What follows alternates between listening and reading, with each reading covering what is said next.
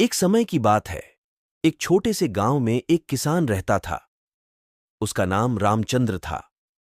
रामचंद्र एक बहुत ही मेहनती और परिश्रमी किसान था।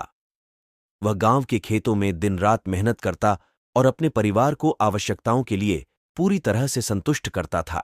एक दिन गांव में अकाल पड़ गया। बारिश नहीं हो रही थी और जमीन सूख गई थी। सभी किसानों को अपनी फसल के लिए चिंता होने लगी।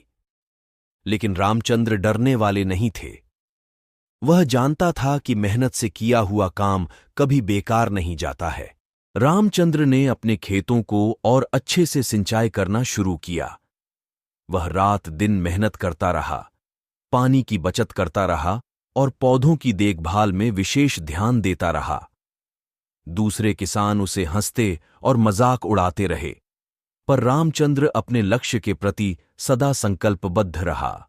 कुछ समय बाद बादल उमड़ आए और बारिश शुरू हो गई। रामचंद्र की खेती के पौधे जीवित हो गए और उनकी फसल बढ़ने लगी। वह खुशी से झूम उठा, क्योंकि उसका मेहनत और धैर्य उसे उनके सपनों की प्राप्ति तक पहुंचा रहे थे।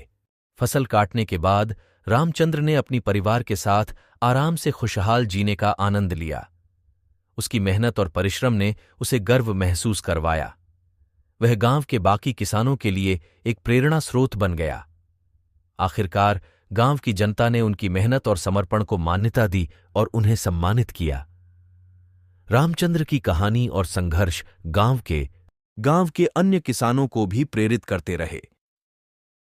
इस कहानी से हमें यह सीख मिलती है कि मेहनत, परिश्रम और समर्पण किसानों के लिए अत्यंत महत्वपूर्ण है। यदि हम मेहनत करें और परिश्रम करें तो हम सफलता के मार्ग पर चलने में सफल हो सकते हैं, चाहे कितना भी कठिनाइयां आएं।